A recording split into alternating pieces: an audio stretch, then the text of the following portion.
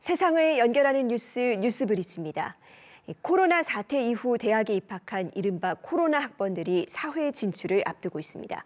그런데 기업 인사 담당자들이 이들의 경쟁력, 특히 사회성과 적응력을 우려하고 있다는 설문조사 결과가 나와서 논란이 일고 있는데요.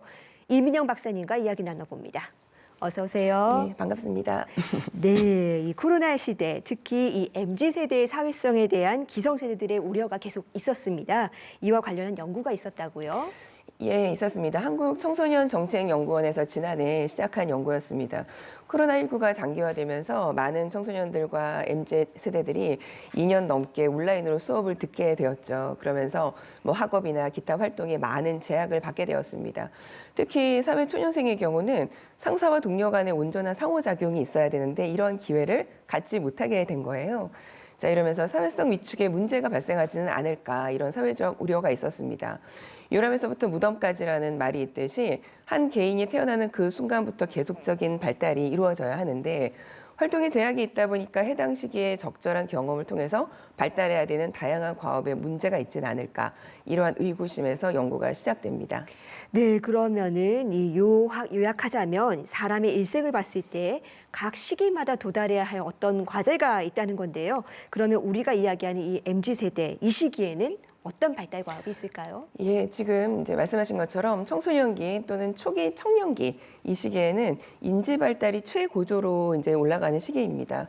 그리고 또 뿐만 아니라 사회성도 이 시기에 크게 발달을 하는데 사회성과 관련한 과업이 있습니다. 예를 들어서 건전한 또래 집단을 선택을 하고 참여하고 또래 집단 정체성을 갖고 또 이성 친구, 동성 친구 간의 우정을 발전시키는 등의 과업이 있습니다.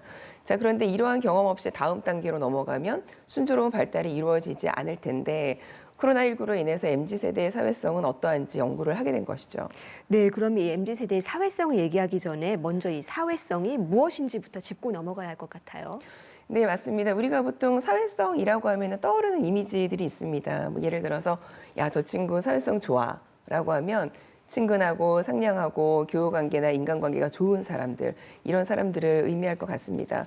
그래서 여러모로 왜 성격도 무난할 것 같다 이런 생각을 이제 하는데 실제 사전적인 의미를 한번 살펴보면 사회에 적응하는 개인의 소질이나 능력 그리고 대인관계의 원만성 따위 이렇게 정의가 되어 있습니다. 자, 그런데 이 연구가 처음 시작되던 그 이제 시점에 제가 연구진들과 함께 논의를 한 바가 한 번 있었습니다. 그런데 우리가 이제 바로 시대가 변하고 세대가 변한 만큼 사회성의 정의를 새로 내려야 하지 않을까 이렇게 이제 논의를 했었는데 실제 이 연구에서는 사회성의 정의를 다시 내리고 있습니다. 그러니까 사회성은 단일한 개념이 아니라 다양한 차원으로 구성된 복합적인 개념이다. 자, 그런데 그 이유가 타인하고 사회적으로 교감하는 그 교류하는 방식이 이제는 더 이상 대면 접촉으로 한정되지 않기 때문이라는 것이죠.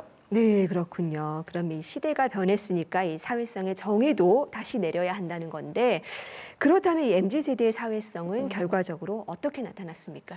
네, MZ세대들에게 그 사회적 상호작용은 오프라인상의 대면 관계뿐만 아니라 온라인상의 비대면 소통까지도 모두 포함을 하고 있었습니다.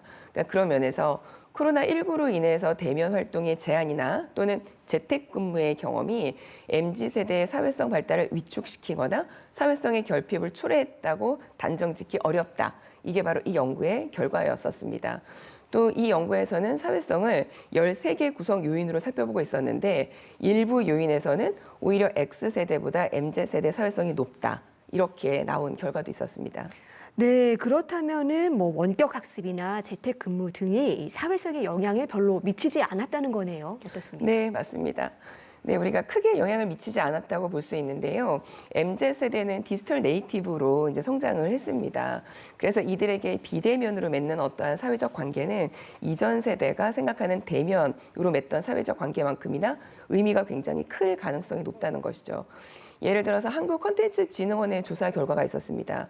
MZ세대들은 친구들하고 관계를 유지하기 위해서 온라인 게임을 한다라는 것이었습니다. 네. 그래서 온라인 게임은 여럿이 온라인상에서 만나서 왜 채팅도 하고 게임도 하고 이렇게 진행이 됩니다. 네. 그러니까 이러한 온라인 게임 안에서 친구들하고 상호작용을 할 수 있는 것이죠. 그러니까 예를 들어서 굳이 집 밖을 나가지 않아도 각자 집에서 개인의 PC를 갖고 교육 관계를 유지할 수 있게 된 것입니다. 자, 그리고 사회초년생의 경우는 코로나19로 인해서 재택근무를 많이 하게 되었죠. 그래서 오히려 재택근무를 하면서 명확한 의사소통이나 배려가 강조되었다고 하는데요. 그러니까 대면을 하지 않으니까 제한적으로 의사소통을 해야 하니 당연히 소통을 명확하게 해야 될 것 같았다. 오해나 갈등이 생길 것에 우려가 된다. 뭐 이러한 의견들이었습니다. 그래서 이 때문에 조직 내 사회성에는 오히려 긍정적인 영향도 있었다. 이런 의견이 많았습니다. 따라서 온라인 공간 또는 사회성을 이루는 중요한 장이 되었다라는 것을 우리가 인정해야 되는 패러다임 전환이 필요한 지점인 것이죠. 예, 그렇습니다. 하지만 그런데 이런 온라인상에서의 사회성이 오프라인을 완전히 대체할 수는 없다라는 의견도 분명히 있습니다.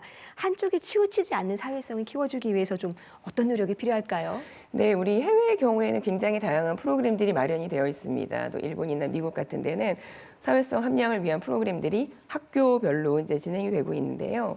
일본에서 주목할 만한 프로그램은 청년 날개 프로그램이라고 해서 학교나 사회에서 어려움을 겪는 청년층의 사회성을 함양하기 위해서 프로그램들이 마련이 되어 있습니다. 그러니까 크게 두 가지로 나뉘어져 있는데 의욕을 향상하는 프로그램 그리고 실제 기술을 알려주는 프로그램 이렇게 두 가지로 진행이 됩니다. 또 미국의 경우도 자기관리, 대인관계 능력 자 이렇게 좀 다양한 프로그램이 유치원에서부터 고등학교 때까지 학교에서 이루어지고요. 자 그런데 학교를 떠나서 우리가 사회인이 되면 상황이 조금 달라집니다. 그러니까 우리나라 같은 경우는 사회초년생을 한번 예로 들어보면 사회성과 관련한 교육의 장이 평생교육기관 정도입니다. 그런데 이 평생교육기관이 주로 중장년층을 대상으로 하는 경우가 많죠. 그렇습니다. 네, 따라서 사회초년생을 위한 어떤 프로그램이 사실상 존재하지 않는다고 이제 볼 수 있습니다. 그래서 지역을 중심으로 또는 소속된 조직을 중심으로 오프라인 사회성을 함양할 교육의 기회를 확대해야 될 것으로 생각이 됩니다. 네, 이번 연구가 우리 사회에 시사하는 바가 뚜렷한 것 같은데요. 그러니까 이 MZ세대가 무조건 사회성이 없다, 조직 생활을 못한다, 이런 시선은 없어야 할 것 같습니다. 네, 맞습니다. 더 이상 사회성이 하나의 어떤 잣대, 하나의 기준으로만 볼 수 있는 건 아니다. 이건 분명한 사실이고요. 그러니까 팬데믹을 겪으면서 비대면 세상을 경험한 이 MZ세대들의 사회성이 떨어질지도 모른다. 이러한 오해와 편견은 없어야 될 것으로 생각이 됩니다. 자, 오히려 이러한 판단이 건강한 사회성 발달을 저해하는 세대 간 갈등을 촉진하는 요소가 될 것이라는 생각이 들고요.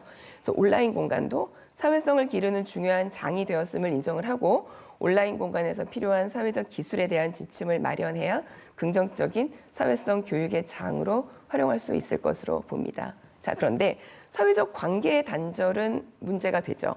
그래서 이는 세대에 국한된 문제가 아니기 때문에 이를 지원하기 위한 사회적 관심이나 체계적인 노력이 필요할 것으로 보여집니다. 네, 이 시대의 변화에 맞게 이 사회성의 개념도 달리 보고 이 부족한 부분은 다양하게 채워줄 수 있는 방법도 고민해야 하겠습니다. 오늘 말씀 잘 들었습니다.